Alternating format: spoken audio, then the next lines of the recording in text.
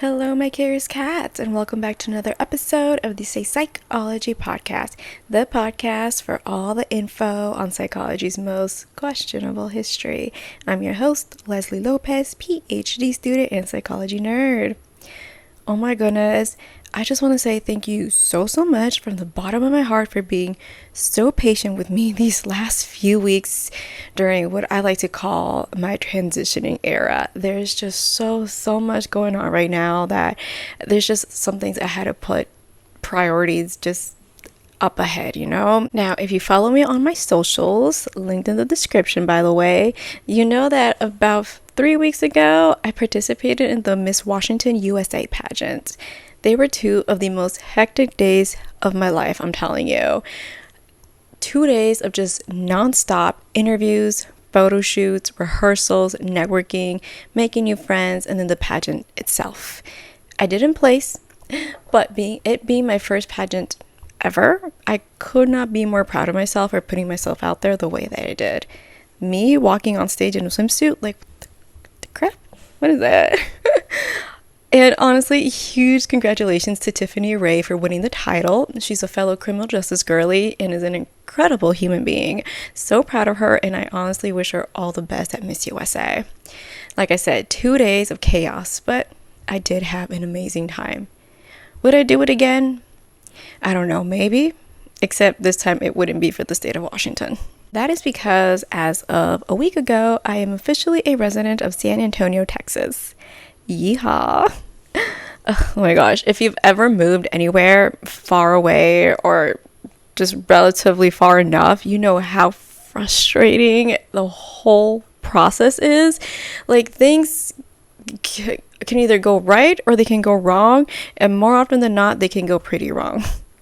My goodness, I swear I wanted to pull my hair out more than once. I just wanted to... But sometimes in life, you just got to do what you got to do. Sometimes a fresh start is very much needed. And no one said it would be easy, but also I knew what I was getting myself into. I was well aware of all the risks, and I said, you know what? The benefits definitely outweigh the risks. I am still a PhD student through it all, but it is definitely a transformation period that no one prepared me for. But like I said, I knew what I was getting myself into from the very start. I know that God has a plan, and although I don't know what it is, I know that He hears my prayers. But we're here, and we're slowly getting settled in, and things are finally starting to look up. So without further ado, we are back. Also, excuse the lighting, because if you live in Texas, you know that the sun likes to come and go through clouds. There's not much I can do. I'm near a window. I got my ring light on. Please, let's just deal with it together, okay? Okay, so I know it's been a while, but if you remember, we started off season 3 with our MK Ultra trilogy, which if you haven't checked those out yet, I highly suggest you do so. And then last week, we just did an episode on some very unethical schizophrenia studies. So for this week, I thought, why not combine the two? MK Ultra and schizophrenia. That's right. Bet you didn't think that could be a thing, huh? Well, honestly, neither did I, but while I was researching last week's UCLA schizophrenia episode, I came across the schizophrenia study and knew that I just had to do a whole separate episode on it. So this week, we're looking at the Montréal Experiments, a series of experiments initially aimed to treat schizophrenia turned into a giant government-funded human rights violation. So if you're a little bit insane in the membrane like me, get cozy-tozy, and let's jump into it.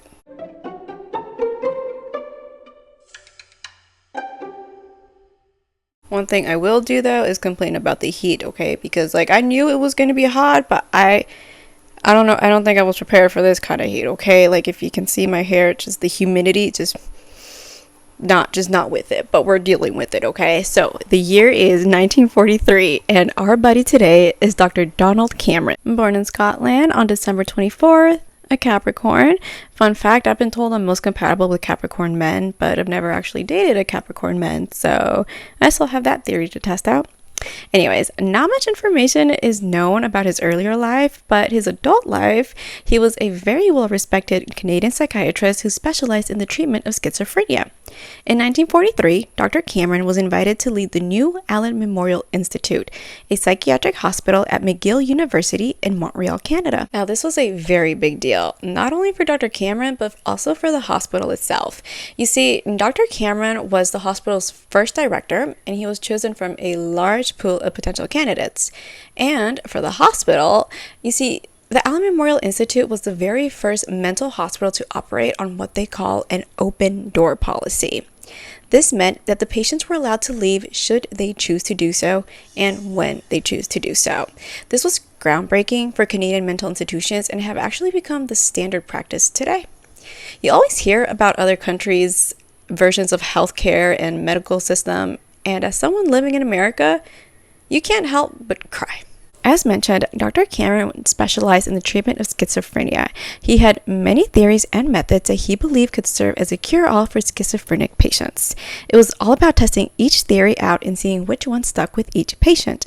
A little different from last week's episode, right? Like where it was just the one theory, and here you have multiple theories with multiple patients, different theories with different patients. So we're going to be diving a bit deeper into all of Dr. Cameron's theories today, so stick with me, okay? One of Dr. Cameron's most famous theories was the belief that schizophrenia could be cured by what he called the depatterning to repatterning pipeline. This pipeline involves erasing memories and bringing patients to a childlike state. Once those memories had been erased, the patient's personalities and identities would then essentially be rebuilt. This is like pressing the reset to original settings button on your phone, okay? It's like starting from ground zero. So, in order to successfully, and I air quote, successfully reset their identities, Dr. Cameron had devised a series of methods. These methods included drug-induced sleep, electroconvulsive therapy, sensory deprivation, and psychic driving. So first up, we have drug-induced sleep. And drug-induced sleep involved Dr. Cameron and his research team using high doses of the drug Thorazine to put patients to sleep. Thorazine is an antipsychotic drug that is typically used to treat patients with schizophrenia and sometimes patients with bipolar disorder. This drug-induced sleep was the longer of the treatments, timeline-wise. These artificial comas could sometimes last up to 86 days at a time. Notably, while some of the drug-induced patients were asleep, Dr. Cameron would often administer injections full of hallucinogenic drugs such as LSD. Sound familiar? Next, we have what is known as electroconvulsive therapy, also known as electroshock therapy. This is a long-term controversial procedure that, despite its controversies, is still used as a form of treatment for some disorders today. In fact, I have a whole episode on the history of electroshock therapy lined up for you guys, so stay tuned. With electroshock therapy, patients would be subdued to 2 to 3 sessions a day for 30 to 40 days. These sessions consisted of essentially electrocuting the patient 6 times per session with 150 volts that lasted 1 second each. Makes me think of like on TV where the EMT says, "Clear."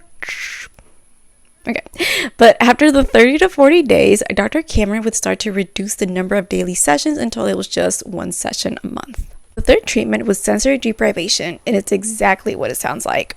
Under this treatment, patients were deprived of all their senses by covering their eyes, ears, and even their skin. Not just that, but they were literally denied adequate amount of food, water, and even oxygen. But wait, there's more. There always is more.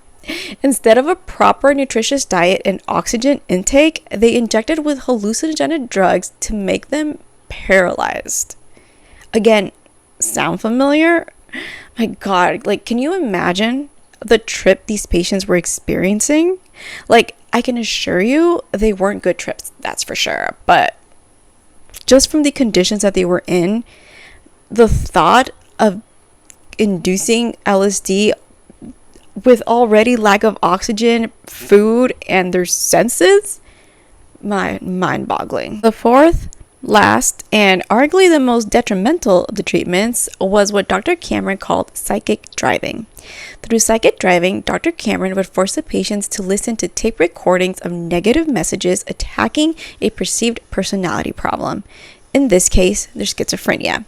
After listening to the same negative recordings on loop non-stop for thousands of hours, the research team switched the recordings from negative messages to positive messages and would play those positive messages on loop for another 1,000 of hours.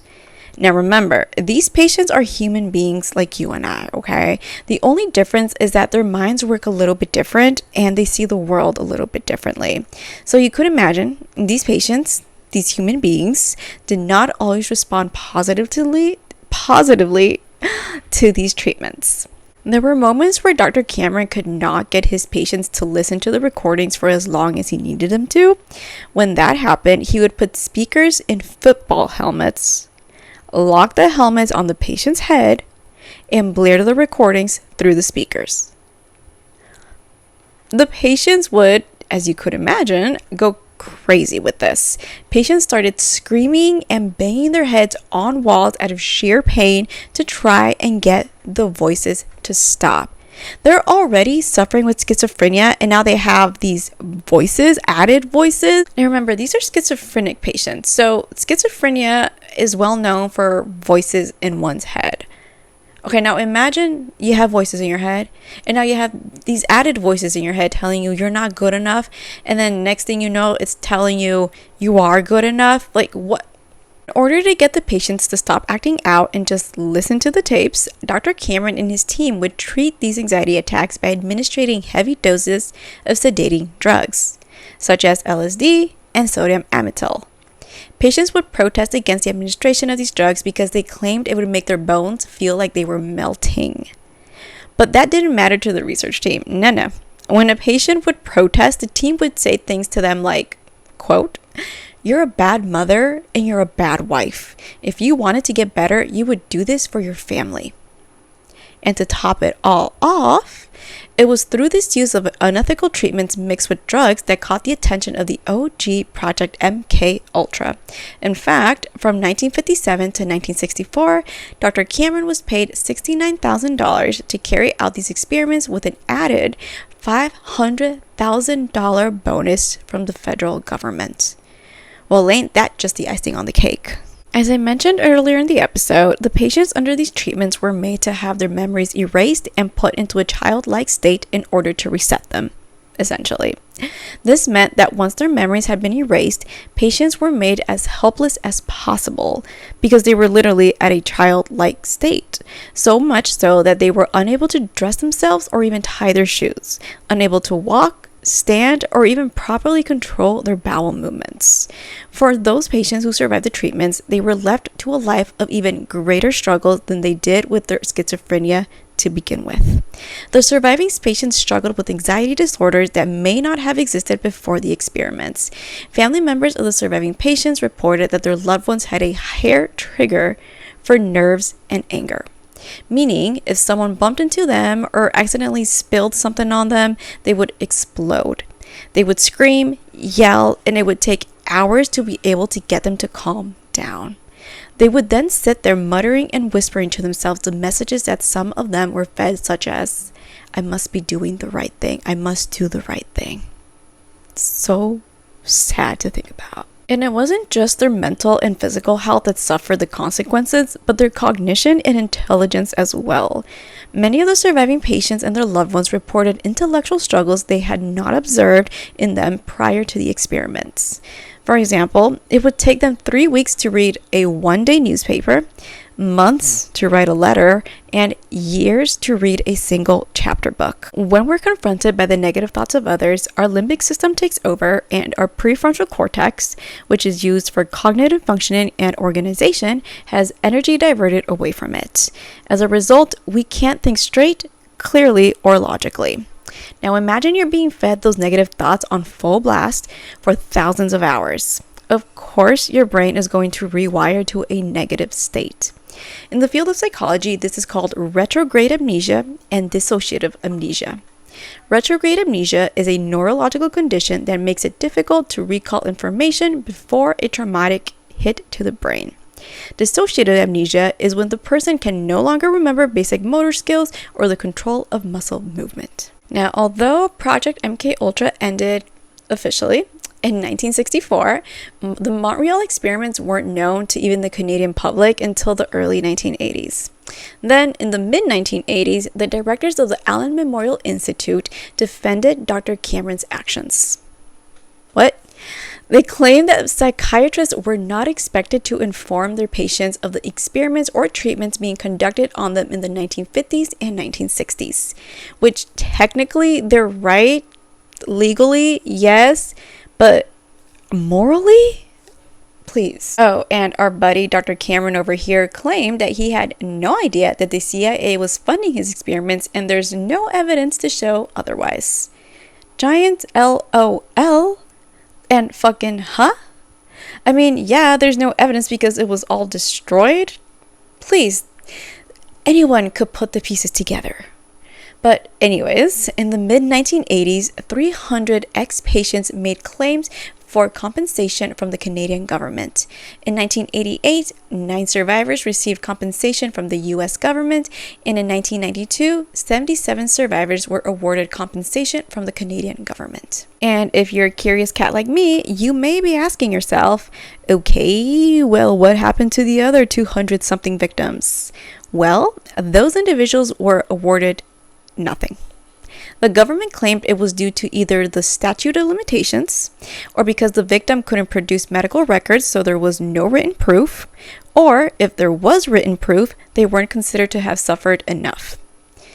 That last part always trips me up, because what do you mean enough or not enough? In later years, the government came to a mutual agreement with some of the victims, though. The government agreed to compensation with the condition that the victims and their families signed NDAs. This meant that the victims would receive some compensation in exchange for their freedom to speak about their experience. What do y'all think about that? Like, do you think this exchange is morally correct? Personally, I have a lot of opinions, and none of them favor the Canadian or US government. If you know me, you know. Sadly, there is no clear evidence of what really happened in the Montreal experiments. None of Dr. Cameron's personal files regarding the experiments survived, and other documents that could help to verify the extent of the experiments are still classified, along with most of the Project MKUltra files. Most of what we know comes from victim statements and court reports. Well, my curious cats, thank you so much for tuning into this week's episode. Who knew Canadians were just as deranged as us here in the 50 states? If you enjoyed the podcast, please remember to give it a like and follow on YouTube, Spotify, and Apple Podcasts. Remember to follow on Instagram at the Say Psychology Podcast for all updates. As always, citations will be in the description if you want to check those out. Stay blessed, stay sane, and stay psyched. I love you. Bye.